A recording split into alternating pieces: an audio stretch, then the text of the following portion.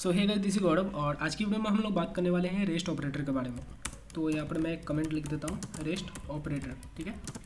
अब देखो कुछ भी समझने से पहले उसका हिंदी समझ लो। 50% बात जो है वो वहीं पर समझ में आ जाएगा। तो रेस्ट का मतलब होता है यहाँ पर बचा कुचा। अब ये क्या बचा कुचा उसकी मैं कहानी आपको बताता हूँ। तो यहाँ पर मैं एक फंक्शन बना रहा हूँ सम नाम का, और इसके अंदर मैं दो पैरामीटर लेता हूँ ए और बी। ठीक है। और मैं यहाँ पर रिटर्न कर रहा हूँ ए प्लस बी।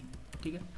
एंड उसके बाद यहाँ पर मैं कंसोल करता हूँ और सिंपल सा मैं यहाँ पर इस फंक्शन को कॉल करूँगा और इसके अंदर मैं दो वैल्यू पास करता हूँ, एक और दो। तो नो डाउट इसने मुझे एक और दो यहाँ पर जैसे मैंने आर्ग्यूमेंट पास किया तो ए और बी के अंदर वो वैल्यू मतलब पर्टिकुलरली यहाँ पर सेट हुआ। एंड उसके बाद जो है वो मुझे आउटपुट यहाँ पर ए और बी जो है वो मुझे एक और दो का एडिशन जो है वो मुझे 3 मिल गया। ठीक है, बढ़िया बात। अब देखो मैं यहाँ पर क्या करता हूँ, मैं यहाँ पर तीसरा वैल्यू भी पास करता हूँ। अब इस तीसरे वैल्यू को भी मुझे अगर ऐड करवाना ना 3 को भी, तो मुझे यहाँ पर क्या करना होगा, एक एक्स्ट्रा पैरामीटर लेना होगा।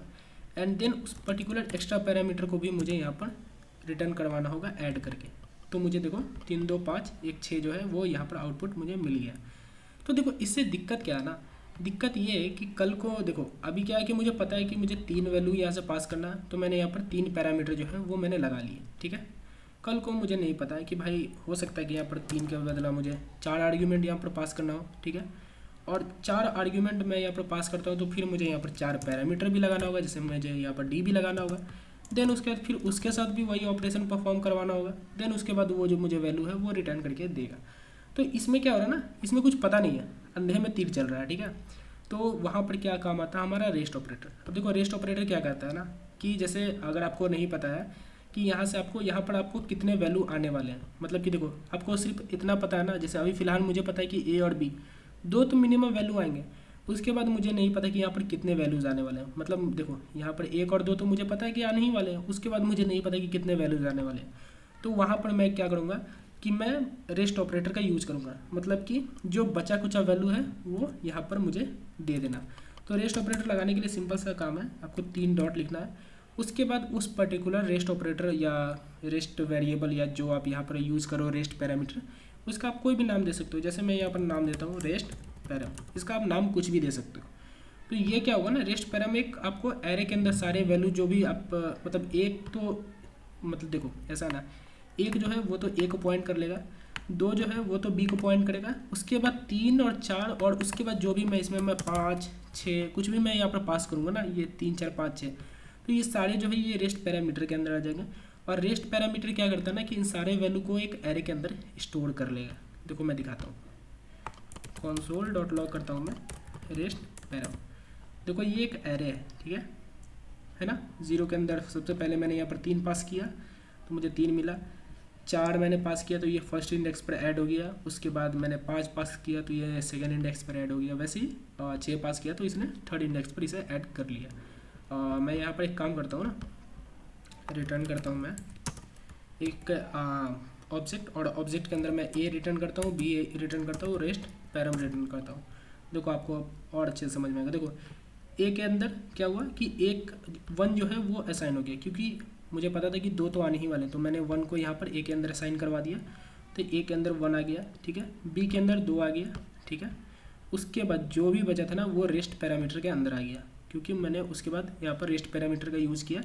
एंड रेस्ट पैरामीटर क्या है, देखो एरे है, एंड एरे के अंदर जो है वो बचा कुछ 4 वैल्यू आए, तो 1 2 3 4।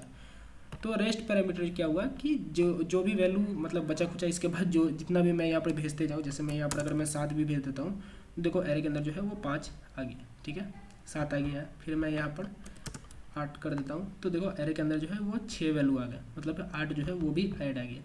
तो इससे क्या होता है कि देखो अगर हमें नहीं पता कि कितना आने वाला वैल्यू, तो यहाँ पर हम रेस्ट पैरामीटर का यूज कर सकते हैं। अब देखो यहाँ पर अगर मुझे समेशन करना हो तो मैं यहाँ पर कैसे कर सकता हूँ, सिंपल है। रेस्ट पैरामीटर मेरा एक एरे है, तो जितने भी एरे वाले मेथड्स हैं वो मैं सारे इसके ऊपर परफॉर्म कर सकता हूँ। एक मैं आपको छोटा सा करके दिखाता हूँ। जैसे मैं टोटल लिखता हूँ, टोटल एक मैंने वेरिएबल लिया और उसका इनिशियल वैल्यू जो है वो है 0। तो मैं यहाँ पर क्या करता हूँ कि मुझे पता है कि रेस्ट पैरामीटर जो है एक एरे है, तो एरे के ऊपर मैं एक मैप मेथड लगाता हूँ। ये पहला कॉल बैक फंक्शन मांगता है, और यहाँ जो है वो यहाँ पर मुझे हर एक बार आइटरेटेड वैल्यू मिलेगा। तो सिंपल सा मैं यहाँ पर क्या करूँगा, टोटल लिखूँगा, और टोटल में क्या करूँगा कि मैं टोटल प्लस जो भी वैल्यू ऐड है वो इसके अंदर ऐड कर दो, और उसके बाद मुझे रिटर्न करना होगा, तो मैं रिटर्न करूँगा a plus B plus total. तो अब क्या होगा ना, a प्लस बी, उसके बाद रेस्ट पैरामीटर के अंदर जो भी मैंने वैल्यू ऐड किया है, जितने भी मैंने वैल्यूज़ पास किए उन सारे का एडिशन मुझे यहाँ पर मिल जाएगा। तो यहाँ पर देखो 36 आ रहा है, थोड़ा सा ये ज़्यादा 36 अब थोड़ा ऐड करने में टाइम लगेगा। तो देखो मैं सिंपल से ऐसे 1 + 2 3 हो गया, ठीक है। अभी इसने 3 इसलिए रिटर्न किया क्योंकि टोटल का वैल्यू 0 है और रेस्ट पैरामीटर के अंदर कुछ भी नहीं है, तो एम्प्टी ऑब्जेक्ट है, तो ये जो है ये वाला फंक्शन नहीं चलेगा। उसके बाद जैसे मैं यहाँ पर 3 पास करता हूँ तो ये रेस्ट पैरामीटर के अंदर गया और ये जो है मैप मेथड परफॉर्म हुआ और मुझे यहाँ पर 6 जो है वो मिल गया, मतलब 3 2 5 1 6, ठीक है। तो इस तरीके से जो है वो हम रेस्ट पैरामीटर का जो है उपयोग करते हैं। एक और तरीका है, देखो यहाँ पर मुझे ये भी करने की जरूरत नहीं था, ए और बी सिंपल से अगर मैं इसे भी हटा दूँ ना, तो अब जो भी वैल्यू होंगे वो सारे रेस्ट पैरामीटर के अंदर आएंगे, और रेस्ट पैरामीटर के अंदर क्या होगा ना, ये मुझे ए और बी यहाँ से भी हटाना होगा, और रेस्ट पैरामीटर क्या हो जाएगा कि एक एरे बन जाएगा और उस एरे के अंदर जितने भी वैल्यू है उसका मुझे एडिशन करना होगा। तो मैं टोटल के अंदर 1 2 3 3 2 5 1 6, एक बार मैं रिटर्न आपको यहाँ पर रेस्ट पैराम करवा देता हूँ, थोड़ा से देख लो आप, 1 2 3 भी आ गया, 4 आ गया, 5 आ गया, 6 7, मतलब सारे के सारे वैल्यू जो है वो आपके रेस्ट पैरामीटर के अंदर आ गए। एंड रेस्ट पैरामीटर जो है वो क्या करता है, आपके सारे वैल्यू को जो है वो एक एरे के अंदर स्टोर करके रखता है। याद रखना एरे के अंदर स्टोर करता है, ये कभी चेंज होने वाला नहीं है, ठीक है। तो यही था एक छोटा सा वीडियो रेस्ट ऑपरेटर के ऊपर, और अगली जो वीडियो आने वाली है वो है स्प्रेड ऑपरेटर के ऊपर। तो ठीक है, तब तक आप वेट करिए। धन्यवाद इस वीडियो को देखने के लिए।